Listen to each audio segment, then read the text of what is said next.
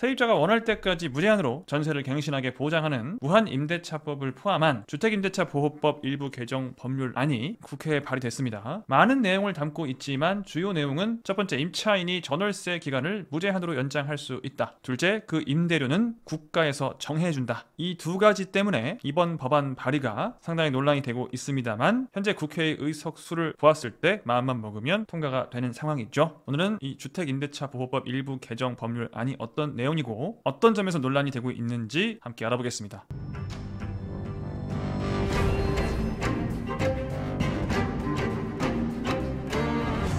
네, 안녕하세요. 모부입니다. 이런 식의 기사를 접하신 분들도 많으실 거예요. 무한임대차법 발의했다. 정확히는 이 내용만 발의한 게 아니고요. 주택임대차보호법 일부 개정 법률안이라고 해서 상당히 많은 내용을 개정하겠다라고 지금 법률안이 발의가 되어 있는 상태예요. 개정된 건 아닙니다. 아직은 이게 국회 본회의에 가서 과반수 150명이 넘는 국회의원들이 찬성을 하면 이 법안이 통과되는 거죠. 보통 기사에는 윤종호 의원이 대표 발의했다는 내용만 나오는데 혼자 발의한 건 아니고 진보당 의원 3명, 조국혁신당 의원 1명, 더불어민주당 의원 6명, 총 10명의 의원이 함께 발의를 한 거고 그 대표 발의자가 윤종호 의원이다. 이렇게 이해하시면 됩니다. 그래서 이 법안을 발의한 국회의원 10명 중 6명은 더불어민주당 의원이고 그 더불어민주당의 의석수는 여기서 지금 한두 석이 늘었는지 줄었는지는 제가 잘 모르겠는데 대략 이 정도가 돼서 150석이 훌쩍 넘기 때문에 민주당에서 당론으로 채택을 하면 통과는 된다라고 볼 수 있겠죠. 상당히 통과될 가능성이 높은 법안이 요즘 국가가 시끌시끌한 가운데 조용히 진행이 되고 있어요. 이 통과될 수도 있는 법안의 주요 내용을 한번 볼게요. 초반에 나오는 내용들은 크게 문제가 안 되는 내용들이 많아요. 예를 들어서 첫 번째 가항 같은 경우 임차인이 주택을 인도받고 주민등록을 마친 즉시 대항력이 발생하도록 함. 이게 뭐냐면 임대인과 임차인이 전세 계약 및 월세 계약 맺잖아요. 임차인이 보통 이제 계약을 하고 나서 계약을 한 날 확정일자를 받아요. 그리고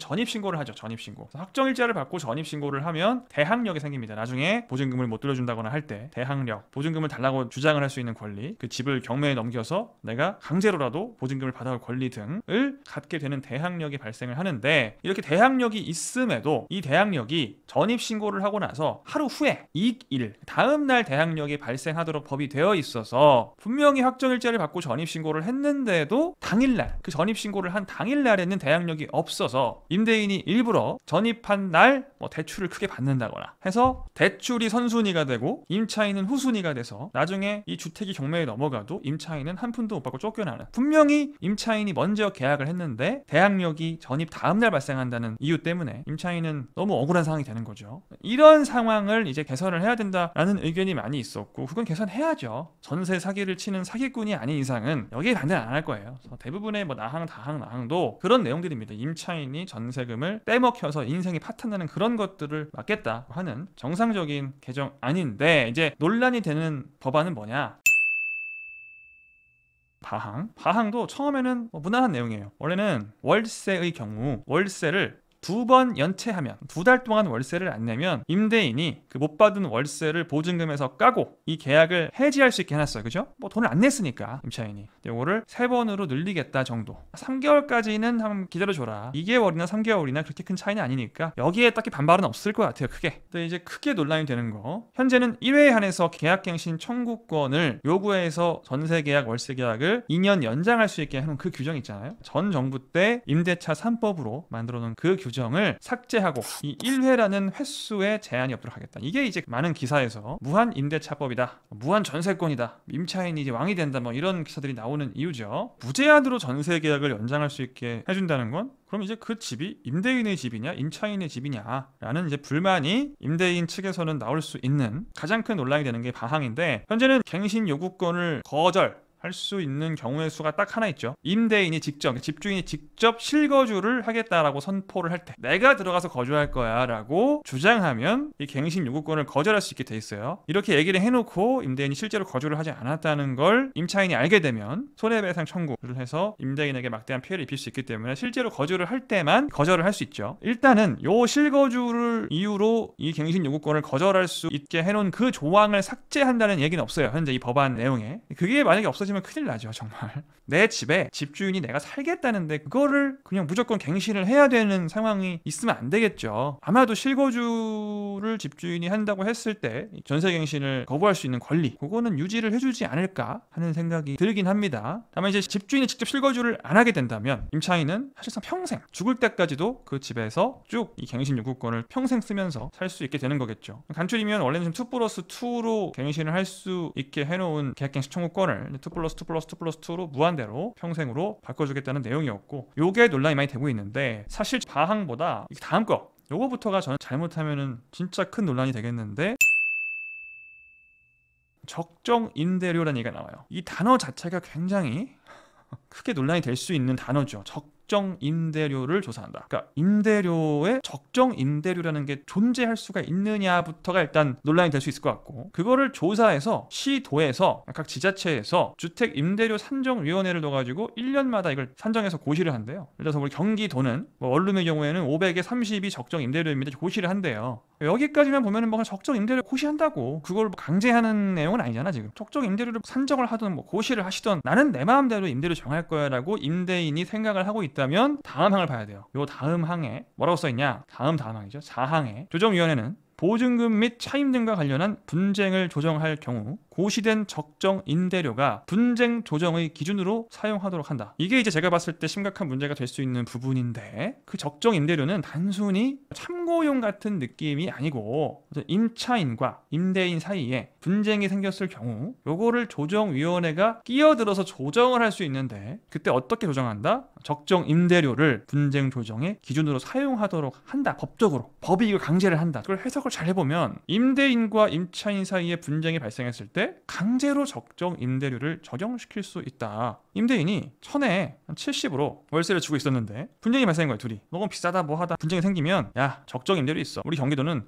500에 30이 적정 임대료야. 요게 적정 임대료니까 법이 보장한 적정 임대료로 조정합시다. 우리 조정위원회가 임대차 보호법을 적용시켜서 요렇게 조정해줄게. 그 근거는 뭐야? 적정 임대료를 도에서 정해놨어. 이거 법이야. 이거 없애고 요걸로 받아 라고 강제할 수 있다라고 상당히 보이죠. 지금 기사로 나오고 있는 무제한 전세 갱신권보다 훨씬 더 큰 논란이 될 수 있는 문제 아닌가 싶어요. 이게 가격을 강제로 제한한다는 거잖아요. 심지어 분쟁 발생 시 적정 임대료를 강제할 수 있다는 건 임차인 입장에서는 내가 일부러라도 분쟁을 발생시켜서 임대료를 깎을 수 있겠는데 라는 생각을 할 수도 있죠. 나랑 원래 임대인이랑 사이 좋았는데 1000에 70 하던 걸 500에 30으로 한 달에 40만 원을 아끼면은 1년에 480을 아끼는 거니까 엄청 크다 이거. 나는 분쟁을 일으키고 싶지 않지만 일부러 분쟁을 좀 일으켜야겠는데 라는 생각을 대부분은 안 하시겠지만 그런 생각을 할 수도 있겠죠. 그래서 분쟁을 일으켜서 임대료를 깎아서 무제한 연장된다고 하니까 평생 거주를 할까? 뭐 이런 생각을 하는 사람들이, 그분들이 잘못된 것도 아니에요. 원래 인간은 본인에게 압도적으로 이득이 되는 방향이 있으면 그 방향으로 행동을 하는 거죠. 그게 범법도 아니고 그게 법을 지키는 행위잖아요. 개정이 되면